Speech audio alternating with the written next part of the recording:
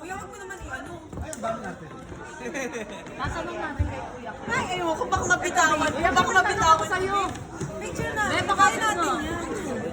Kasi feeling ko pag naano, baka Alalayan mo na lang, Faith. saluhin mo faith ha. Hawa ka mo ibiyang, yung ulo, yung ulo. Yung ulo ibiyang, sarili naman sa ulo.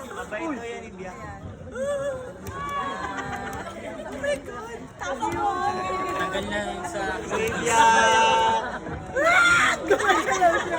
Oh my God! Yes po, yes. Yes.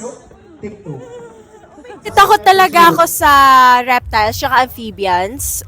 Pero unti-unti ko na siyang na-overcome. So kanina, medyo naaasiwa or naiilang pa akong hawakan because yung muscle movement nila, medyo nararamdaman ko. Tsaka medyo malamig sila sa balat. But nung na-expose na ako, siguro konting bonding pa namin, baka iuwi ko na yun sa bahay.